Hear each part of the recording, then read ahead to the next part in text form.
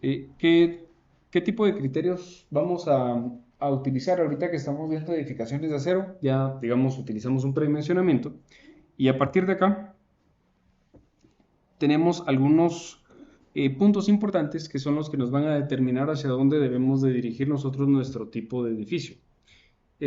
Aquí yo les tengo una comparativa en cuanto a aspectos básicos.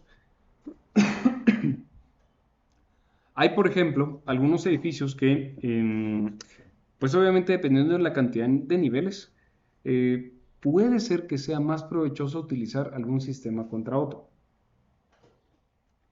Lo importante es de que ustedes, nuevamente, si tienen la posibilidad de trabajar este tipo de material que es muy versátil y que de alguna manera les permite a ustedes montar una cantidad impresionante de niveles rápido, más rápido que otros sistemas, también es importante saber cuál sistema, porque hay muchos sistemas, se acopla mejor. Entonces, de hecho, hay algunos, pues con una muy buena idea, que era algo que se mencionaba la vez antepasada. em, Les mencionaba pues de que íbamos a ir ya empezando a utilizar algunos sistemas de rostro, como las brisas o demás. Ese es el plan. Pero no siempre es la mejor distribución de sistema sismo resistente o sistema resistente a fuerzas laterales para todos los tipos de edificios. Mejor dicho, todos los edificios que tienen N cantidad de niveles. Por ejemplo, si hablamos de que vamos a trabajar edificios altos, porque digamos que los básicos ya los hemos visto, pero hablemos entre 0 niveles hasta unos 40, todos los sistemas que sean de marcos, por lo menos con algún sistema de arrastre, funciona muy bien, ¿sí? Que son estos, frame with shear truss, que básicamente sería el shear truss, es básicamente pues algún arrastramiento, algún arreglo para resistir esfuerzos a corte. Esfuerzos a corte son los que provienen de fuerzas laterales, en este caso edificios. Em, Esto lo que va a hacer es de que podemos controlar en todo el perímetro de nuestro edificio, ya hablando cuando estamos más o menos de 30 niveles hasta unos 50, nos puede funcionar muy bien. Por lo menos un par de ejes o por lo menos algo así como un 30% por rostro de nivel, ¿sí? Más o menos. Digamos que la representación gráfica acá es de que tenemos 6 espacios y por lo tanto uno se encuentra arrastrado. En cambio, cuando ya nosotros llegamos a aproximadamente pues 55 o 60 niveles, ya empezamos a aumentar la cantidad. Si se dan cuenta ustedes, se mantiene el criterio de utilizar pues algo así como un tercio de la cantidad o del área disponible sobre uno de los ejes, pero a cada cierta cantidad de niveles, que más o menos anda alrededor de entre 10 hasta 20 niveles, tienen bastante rango de flexibilidad de estos temas. Precisamente, flexibilidad me refiero a ubicar estas piezas, porque podemos de alguna manera congeniar lo mejor posible los ambientes que vamos a tener, porque a cada ciertos niveles nosotros deberíamos estar restringiendo todo el contorno del edificio. Entonces hacemos algo así como eh, dejamos, les repito nuevamente, entre 15 niveles, por ejemplo, solamente con un 30-33% del espacio arrostrado y hay que dejar un nivel completamente arrostrado, ¿sí? Todos los marcos. Esto lo que hace es evitar de que el edificio sea muy flexible. Nuevamente, tenemos un edificio que de alguna manera es un sistema bastante ligero. Entonces, cuando empieza a sufrir desplazamientos debidos a viento, como es muy ligero, es muy fácil que empiece a vibrar, a desplazarse, ¿sí? Entonces mantenemos más o menos un rango parecido. Digamos que si tengo 45 niveles, pues puedo utilizar una distribución de 15-15-15. De tal manera que a cada 15 yo entonces voy a arrastrar todos mis marcos. Y esto nuevamente lo que hace es tratar de que yo tenga pues una desplazabilidad muy, muy elevada, ¿sí? Porque es muy ligero. Pero yo puedo tener, y obviamente esto en combinación con sistemas de marcos en todo el perímetro, ¿sí? Hablemos desde 0 niveles hasta más o menos 30 niveles. Tanto en concreto como en acero funcionan muy bien los muros internos a corte, que era más o menos como pues, el plan que utilizábamos en el primer proyecto, ¿sí? Voy a aprovechar mi ducto de gradas o mi ducto de ascensores y al centro yo dejo pues, mi espaciamiento, perdón, mi ducto o es el núcleo de concreto, que en este caso pues está indicado acá con el core, ¿sí? Y es básicamente ese núcleo que provee rigidez a todo el edificio para que los marcos sean un poco más flexibles, que es más, va muy enfocado en como ustedes propusieron su primer proyecto. Tengo un ducto central, uno o dos núcleos que se pueden aprovechar para ductos de ascensores, ductos de gradas, y esto me permite mantener rigidez al centro del edificio y a el contorno o el resto de los ejes lo puedo mantener con un sistema de marcos, por ejemplo. Eso era en concreto. Y ahora en acero, desde 0 hasta 30 niveles, ese criterio se mantiene bastante bien. No quiere decir de que entre 2 o 3 niveles no puedo yo utilizar sistemas de R2-3 o las brazas. De hecho, al final de esta presentación vamos a ver otra que es solo referente al tema, ¿sí? Pero digamos que es como, ya hablando de edificios altos, es como mejor le pueden sacar ustedes el provecho del sistema. Y ya luego, ya sistemas más altos, hablemos de 60 niveles, 70, 85, 90, 110. El concepto es empezar a combinar los diferentes tipos de sistemas. Entonces, lo que se hace es de que todo el contorno se,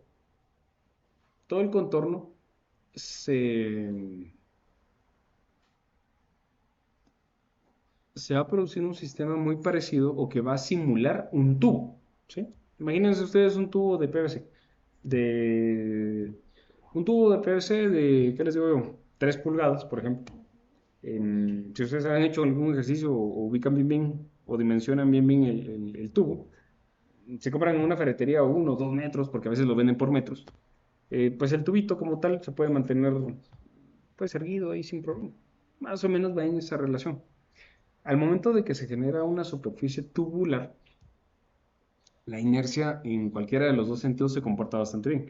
Entonces, a eso se refiere, o ese es el concepto que trata de simular este tipo de, entre comillas, tubos, ¿no? Entonces, todo el exterior se utiliza a través de tubos, y es que también cuando ya superamos generalmente los 40 niveles, muchas veces ya no es las fuerzas sísmicas las que hacen que los edificios puedan verse sometidos a fallas o esfuerzos altos, es el viento. Entonces el viento lo que va a buscar es afectar a quien, el viento a quien va a afectar es a quien peor aerodinámica tenga. La ventaja de un sistema tubular, o pues en la medida de lo posible, lo más circular posible en planta, es de que aerodinámicamente tiene un muy buen comportamiento. Precisamente, pues aquí tenemos una fotografía de un banco, justamente en la esquina opuesta, donde no se puede ver, pero aprovechamos acá el reflejo. Hay dos edificios, pero están bastante separados.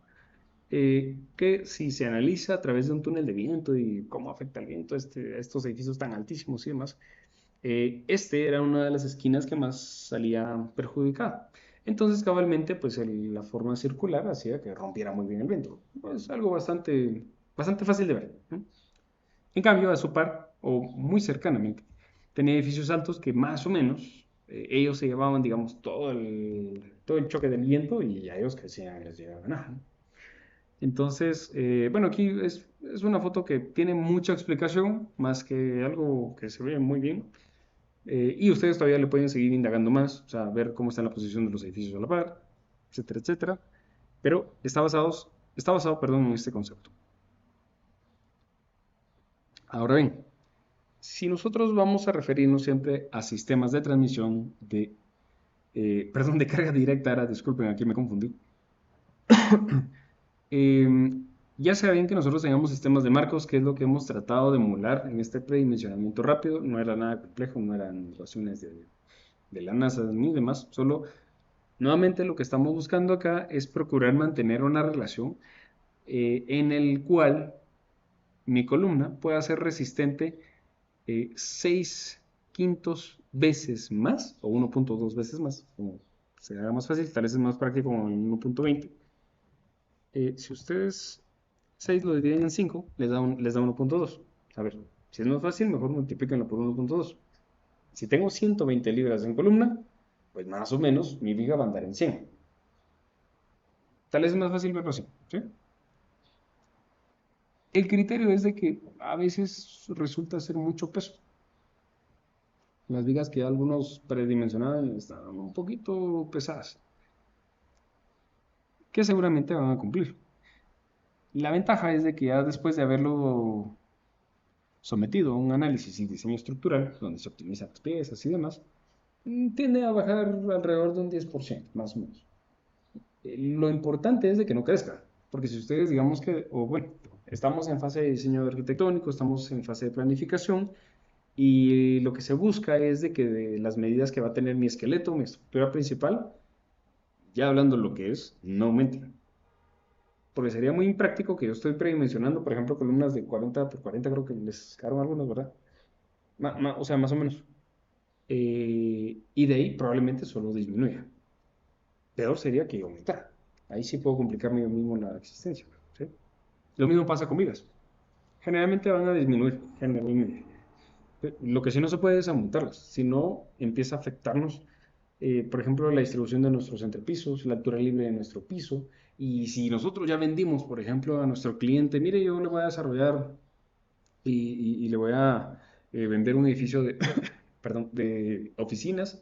Y de altura libre, sí, usted no tenga pena, que yo le voy a dar a usted 3 metros exactos. Pero si por alguna razón predimensioné mal y estoy utilizando, no sé, se me ocurre algo así como vigas de 18 pulgadas y me resultan quedando unas de 24 pulgadas, esas 6 pulgadas de más afectan, ¿no? O sea, no parece, pero sí, ya le estoy quitando o robando espacio al cliente que supuestamente compró, pues, ¿verdad? Entonces, eso es lo importante del predimensionamiento. Hay algunos sistemas en los cuales podría omitirse el tema de columnas. El problema sí es de que generalmente con esto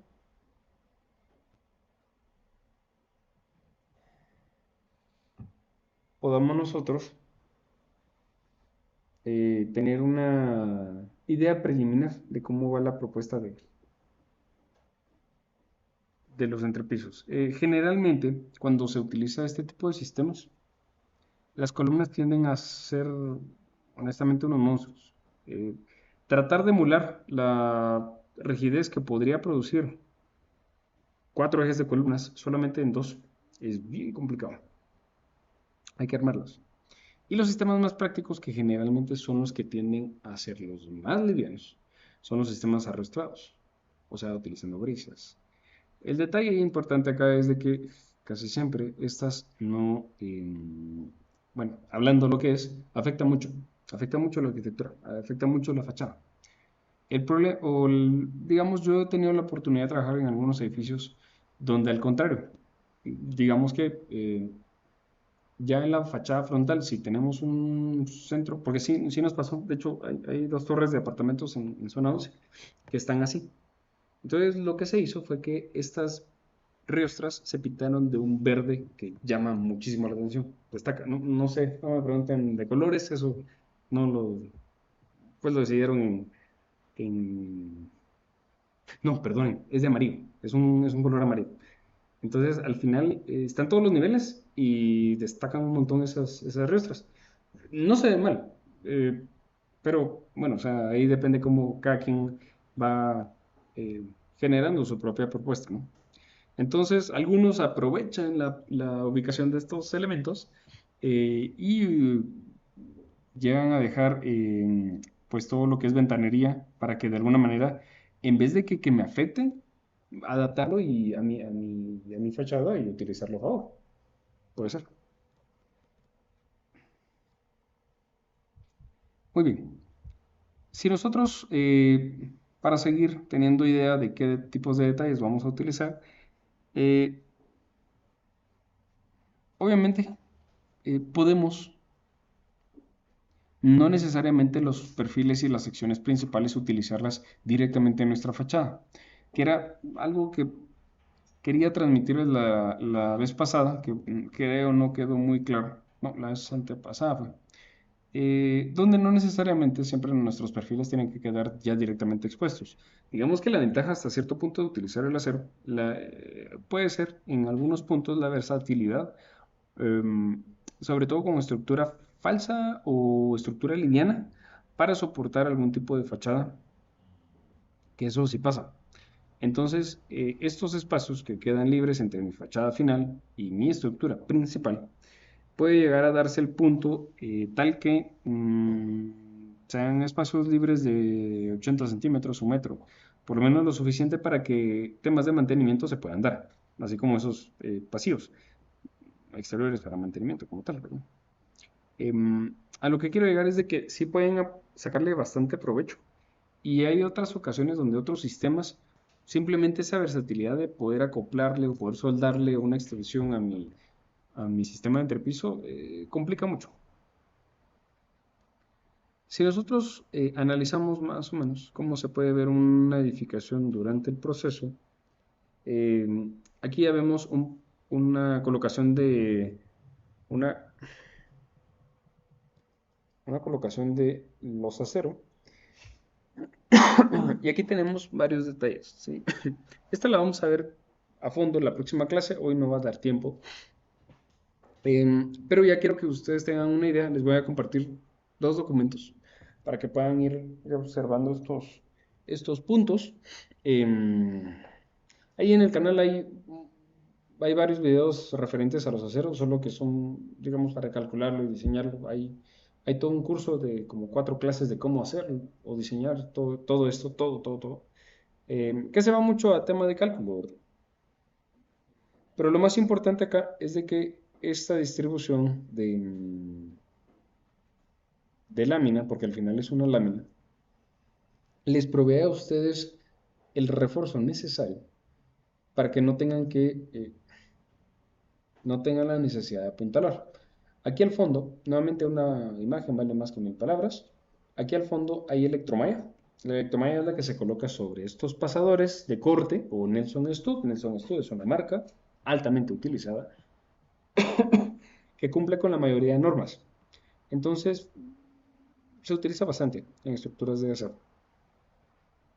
Se coloca la lámina, es como un enlaminado de un techo tal cual, unas láminas calibres 26, 24 podría ser. En cambio, que se utilizan para techos. En cambio, para sistemas de los aceros, casi siempre el espesor del troquel anda entre 22, 20 o 18. ¿Sí? 22, 20, 18. Siendo el más común 20, 22. Es un calibre bastante considerablemente grueso. Por ejemplo, entre los documentos que les voy a compartir, el 22 tiene un espesor de 0.7, el 20 de 0.9 milímetros y el 18 algo así como 1.10, más o menos. Entonces, esto lo que hace es de que, ok, pero mire, 1 milímetro tampoco es tanto. En realidad no es tanto físicamente, pero si caemos nuevamente en la capacidad que tiene afluencia el acero y demás, les puedo decir que, bueno, con 1 milímetro les basta a ustedes para que por lo menos en 1 metro, 2 metros no tengan necesidad de apuntalar. Eso ya es ganancia, ¿sí? Sobre todo el tema de la logística, y estoy en el proceso de levantar.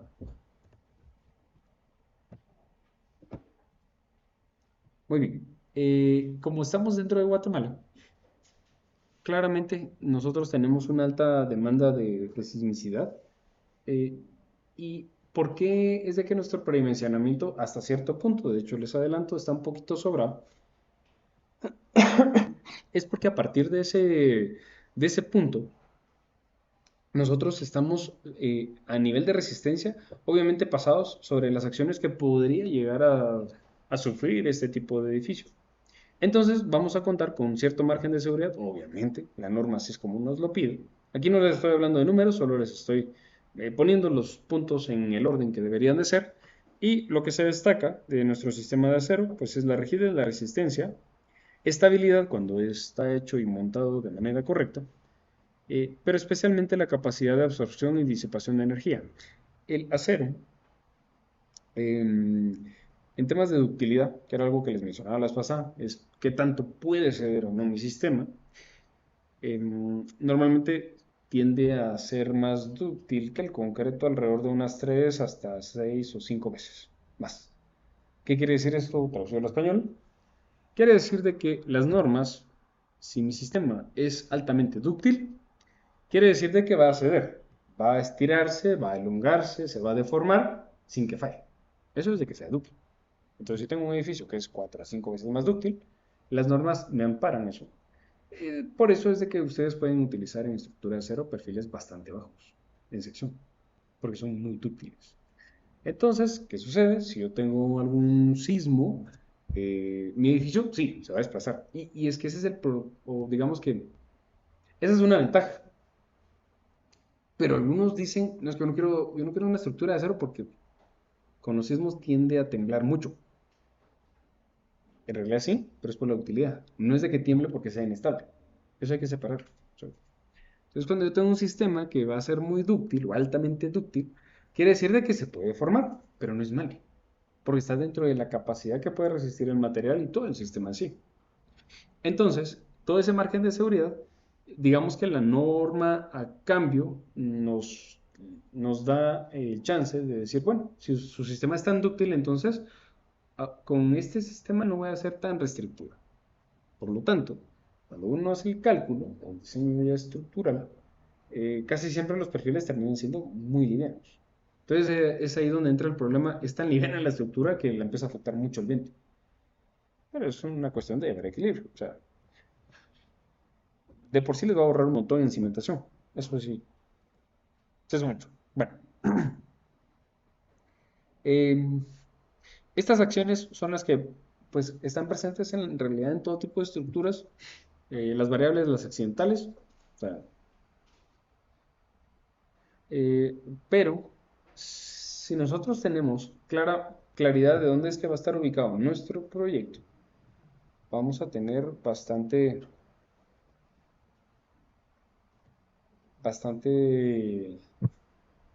claro a qué debemos de prepararlo. Si, si, por ejemplo hablamos de cambios de temperatura, esto casi ni siquiera se menciona en estructuras de concreto, no es tan susceptible. En cambio, el acero sí puede llegar a ser un poco más susceptible en ese punto. Eh, claro, o sea, tampoco crean de que si estoy en, no sé, en Reu no puedo construir en acero, no es así. O sea, la temperatura, perdón, el cambio de temperatura tendría que ser muy abrupto, pero puede afectar. Eso no quiere decir de que sea invencible ante este detalle. Y ya, pues si nosotros consideramos alguna carga accidental, sismo, viento, oleaje, explosiones, bueno, eso sí ya, obviamente, pues cualquier estructura es susceptible a este tema. ¿Qué va a estar involucrado en cuanto a cargas? Las acciones permanentes, por supuesto, cargas vivas, cargas muertas. O si hablamos de algún tanque, que también para eso se puede utilizar muy bien el acero. Algún empuje estático de líquidos, o de tierra, o de suelo también, o de fluidos también. Cuando nosotros utilizamos estructuras de acero, lo mejor es cabalmente esto de limitar mecanismos frágiles y propiciar mecanismos dúctiles. De por sí el tipo de material ya es dúctil por naturaleza.